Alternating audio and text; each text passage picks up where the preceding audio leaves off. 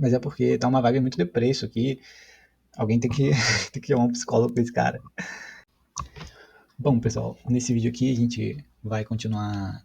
Continuar não, né? A gente vai começar a leitura do Eclesiastes, capítulo 1. Já expliquei no vídeo anterior qual é a posição, qual é a minha posição aqui, né? E qual é o objetivo disso, né? Por que eu tô fazendo isso e como isso vai funcionar.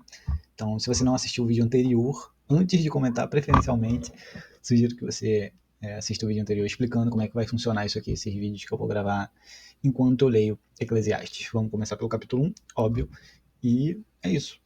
Vamos ver aí como é que fica, o que acontece.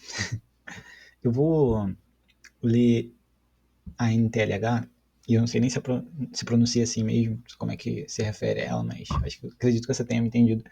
Se você sabe, uma versão da Bíblia, né? Se você não sabe, existem versões da Bíblia, de tradução, né? Principalmente a diferença. E eu vou começar lendo a NTLH e conforme se for necessário, eu vou visitar a revista atualizada, eu acho o nome. Então, vou começar. São estas as palavras do sábio, que era filho. Isso aqui não vai ser tão chato quanto vai parecer enquanto eu estiver lendo. A ideia é que eu leia e vá comentando. Se você não assistiu o primeiro vídeo, você tem que assistir. Novamente, você tem que assistir. Porque eu vou lendo e vou comentando. Então não vai ser só a Bíblia, não é um audiobook. Isso aqui, sou eu, leigo, iniciando, né? Lendo a Bíblia, lendo Eclesiastes e comentando, fazendo meus comentários, comentando sobre a forma como eu interpretei os versículos. E vai ser assim que vai funcionar. Assista o vídeo anterior. Agora de verdade, vamos começar. São estas as palavras do sábio, que era filho de Davi e rei em Jerusalém. É ilusão, diz o sábio. Tudo é ilusão. O que é ilusão? Vamos lá. A gente gasta a vida trabalhando, se esforçando, e afinal, que vantagem leva em tudo isso? Pessoas nascem, pessoas morrem, mas o mundo continua sempre o mesmo. O sol continua a nascer e a se pôr, e volta ao seu lugar para começar tudo outra vez. O vento sopra para o sul, depois para o norte, dá voltas e mais voltas e acaba no mesmo lugar. Todos os rios correm para o mar, porém o mar não fica cheio. A água volta para onde nascem os rios e tudo começa outra vez. Todas as coisas levam a gente ao cansaço. Um cansaço tão grande que nem dá para contar. Os nossos olhos não se cansam de ver, nem os nossos ouvidos de ouvir. Essa parte que eu marquei porque eu achei meio confuso. Ele falou que todas as coisas levam a gente ao cansaço. Um cansaço tão grande que nem dá para contar. E os nossos olhos não se cansam de ver.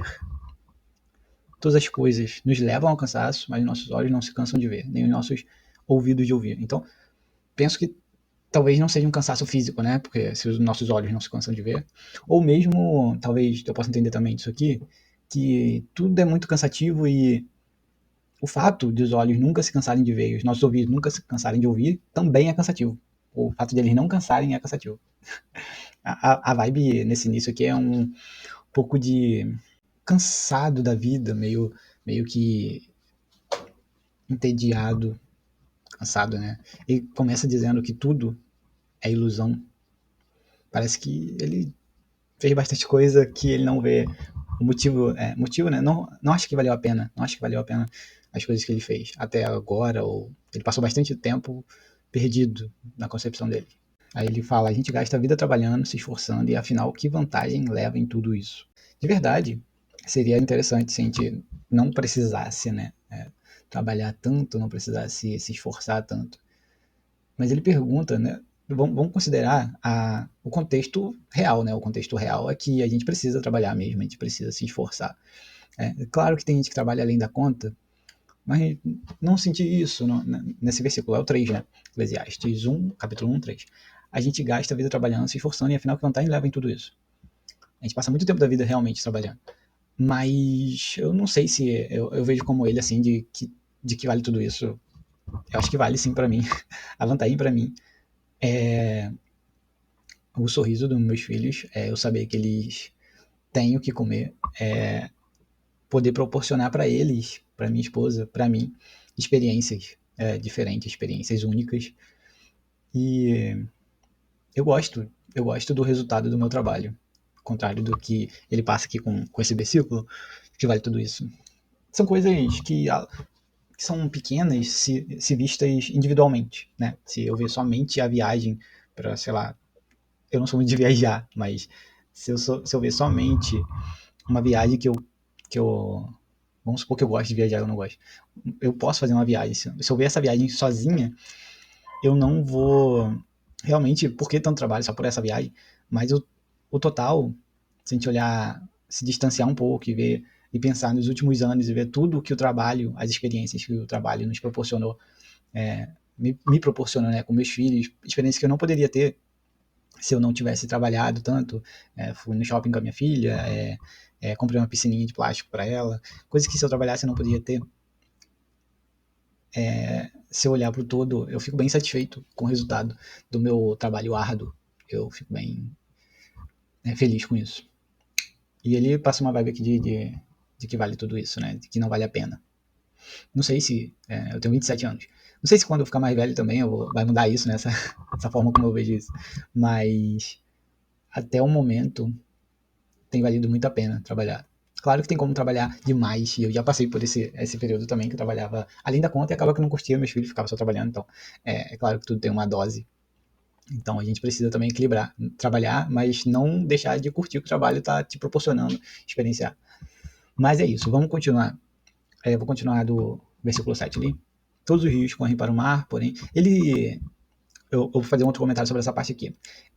Ele cita assim, pessoas nascem, pessoas morrem, mas o mundo continua sempre o mesmo. O sol continua a nascer e se pôr, e volta ao seu lugar para começar tudo outra vez. O vento sopra para o sul, depois para o norte, dá voltas e mais voltas e acaba no mesmo lugar. Todos os rios correm para o mar, porém o mar não fica cheio. A água volta para onde nasce os rios e tudo começa outra vez. Aí ele fala, todas as coisas levam ao cansaço, né? Eu acho que toda essa repetição, né, tudo leva ele ao cansaço. O que aconteceu antes, esse é o versículo 9, o que aconteceu antes vai acontecer outra vez, o que foi feito antes será feito novamente. Não há nada de novo neste mundo. O 10 ele ainda fala sobre isso. Será que existe alguma coisa de que a gente possa dizer, veja, isso nunca aconteceu no mundo? Não, tudo já aconteceu antes, bem antes de nós nascermos, ele diz. Ele cita aqui movimentos únicos e belos da natureza que acontecem repetidas vezes de forma única. E diminui isso dando ênfase somente na repetição, no fato da estrutura permanecer acontecendo. E não vejo assim como uma coisa cansativa e que saco, esse sol fica aparecendo toda hora. É porque ele citou mais de uma coisa da natureza aqui, né? Então eu ia até ignorar essa parte de coisas da natureza, como se ele estivesse só citando exemplos de coisas que se repetem. Mas ele falou do sol, falou do vento, falou dos rios. Então parece que isso realmente faz alguma diferença para a forma como ele fica cansado em ver isso tudo repetindo. Então, mas aí eu discordo, eu não acho que é cansativo ver o sol nascendo, eu fico feliz com isso. A gente todo dia se deita para dormir e levanta, acorda cedo, meio que automaticamente, né? A gente vai dormir e fica inconsciente e a gente acorda. Isso todo dia se repete, e nem por isso é cansativo, se repete, mas é incrível. Se repete, mas é incrível, se repete todos os dias da nossa vida. Os 27 anos que eu tenho. Não sei nem quantos dias, dá muitos dias isso. Mas se repete, é incrível, é legal ter mais uma oportunidade quando eu acordo. É legal dormir e a sensação de quando eu acordo, caramba, que bom, eu acordei. Eu poderia não ter acordado. Vamos continuar. Todas as coisas levam a gente ao cansaço, um cansaço tão grande que nem dá para contar. Os nossos olhos não se cansam de ver, nem os nossos ouvidos de ouvir. O que aconteceu antes vai acontecer outra vez. O que foi feito antes será feito novamente. Não há nada de novo neste mundo. Será que existe alguma coisa de que a gente possa dizer, veja, isso nunca aconteceu no mundo? Não, tudo já aconteceu antes, bem antes de nós nascermos. E não, né? Acontece coisa nova assim. ChatGPT tá aí, talvez você não conheça, mas inteligência artificial tá aí, smartphone até há pouco tempo não existia, são duas coisas incríveis de inteligência artificial, e incríveis assim, né, dependendo de como você usa, mas são coisas novas e, sabe, muito incríveis, bem interessantes, não é muito, coisas que destroem essa perspectiva de, não tem novidade, tem muita novidade. Sei que até agora eu tô discordando do que eu tô lendo, mas é porque tá uma vibe muito deprê isso aqui. Alguém tem que, tem que chamar um psicólogo pra esse cara. Tá muito deprê mesmo. E aí eu tô... É complicado, até uma pessoa... Imagina uma pessoa depressiva lendo isso aqui. Realmente vai ficar mais depressivo ainda. Mas vou continuar aqui do versículo 11. Ninguém lembra do que aconteceu no passado. Quem vier depois das coisas que vão acontecer no futuro também não vai lembrar delas. Eu, o sábio, fui rei de Israel, em Jerusalém. Essa parte aqui, eu, o sábio, ficou bem, né?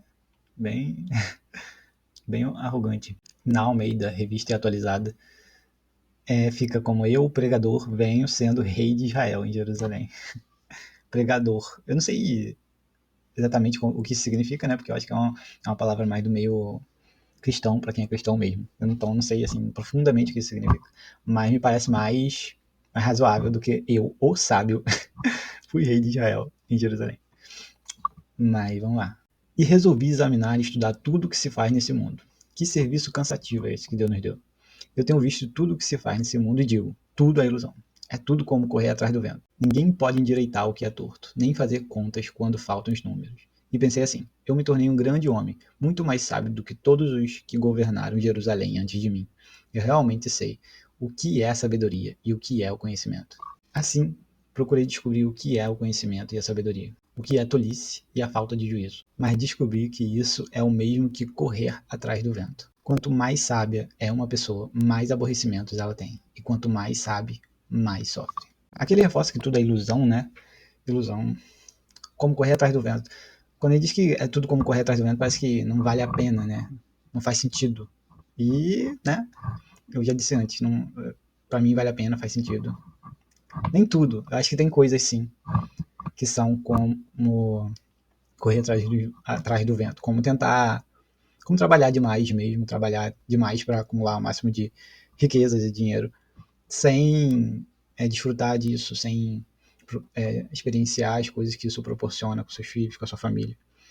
Essas coisas eu acho que são como correr atrás do vento. Mas nem tudo é assim, como ele diz. É tudo como correr atrás do vento. No versículo 14. E eu não acho que assim vale muito a pena o tempo que eu passo com a minha filha, o tempo que eu sento lá fora mesmo sozinho, às vezes mesmo sozinho, olhando para o céu e deito na rede e sinto esse momento, experiencio, é tudo bem legal. No versículo 15 ele diz, ninguém pode endireitar o que é torto, nem fazer contas quando faltam os números.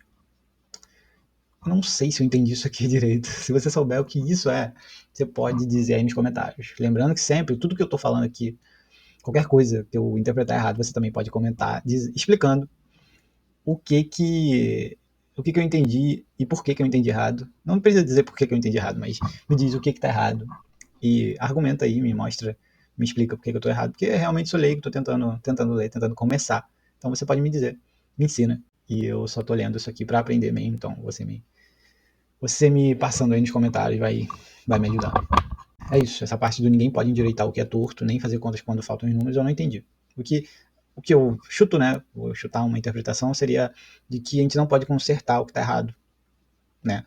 Levando em consideração a vibe de desistência dele, a vibe de desânimo dele desse primeiro capítulo, eu acho que seria isso, né? Não tem como a gente consertar as coisas, nada tem jeito, uma parada meio assim. Mas você me diz aí se dá certo, se dá errado. Aí ele fecha dizendo que quanto mais sábia é uma pessoa, mais aborrecimentos ela tem. E quanto mais sabe, mais sofre. Na Almeida Revista Atualizada, ele diz porque na muita sabedoria há muito enfado, e quem aumenta a ciência aumenta a tristeza, que é a mesma coisa, né? Eu também discordo disso, né? Eu tô tentando pegar aqui, eu tô tentando aprender com a Bíblia, ok? Não tô tentando corrigir nem nada. Eu só tô dizendo o que eu ainda não entendi, entendeu? Se ele tá tentando me ensinar isso, eu ainda não entendi. Espero que nos próximos capítulos aí de Eclesiastes eu entenda talvez isso que ele tá querendo me passar, eu entendo. Mas o que eu tô falando aqui é que eu não tô vendo isso. Ele não me deu muitos argumentos, né? Ele só afirmou um monte de coisa. E por enquanto eu ainda não entendi. Não entendi, discordo de algumas coisas. Espero que nos próximos capítulos isso fique mais claro para mim. Mas sobre esse versículo aqui, né? Quanto mais sabe a pessoa, mais aborrecimentos ela tem. E quanto mais sabe, mais sofre. Eu não consigo ver isso, não vejo isso na minha vida. Na vida dos outros eu não tenho como saber muito, porque isso daqui é muito pessoal, é muito interno, né, da pessoa. Você não tem como saber uma pessoa, né, que eu poderia olhar para uma pessoa que eu considero sábia e ver se ela tem muitos aborrecimentos. Mas eu não tenho muito como saber, né? Eu tenho como saber só o que eu vejo, então eu fico meio limitado a esse tipo para interpretar isso, se ela tem muitos aborrecimentos. Porque o aborrecimento é muito interno, ela pode não demonstrar aborrecimentos, mas ter internamente muitos aborrecimentos. E quanto mais sabe, mais sofre. É outra coisa também que é por dentro, né? Mas quanto a mim, né? Quanto que eu não sou, não sou um sábio, mas já fui muito mais tolo. E as coisas melhoraram. Eu tenho menos aborrecimento hoje do que antes e eu sofro muito menos do que antes. Então você me diz aí também nos comentários como é que foi, como é que é a sua experiência, o que você viu nos outros, se você conseguiu interpretar melhor do que eu, né, nos outros, o que você vê que as pessoas sabem realmente tem mais aborrecimento, as pessoas sabem realmente sofrem mais, mas fala dos outros que você vê nos outros e o que você vê em você também, a sua experiência pessoal, se você acha que melhorou ou se você acha que piorou, por exemplo. Eu nos últimos 2 anos, o último ano, vou colocar no último ano, eu retrocedi, eu dei uns passos para trás, eu acho que eu me tornei mais tolo do que um ano atrás. E nos últimos, sei lá, 7 anos, meu gráfico tá para cima. Eu melhorei nos últimos 7 anos. Só que no último ano eu dei uns passos para trás. Então é isso. Com os passos para trás que eu dei, eu percebi que eu comecei a me aborrecer um pouco mais, sofrer um pouco mais. E a minha experiência pessoal é essa. Nos últimos 7 anos, eu melhorei, né? Me aborreci menos e sofri menos. Mas no último ano eu dei uns passinhos para trás e comecei a me aborrecer um pouco mais e sofrer um pouco mais.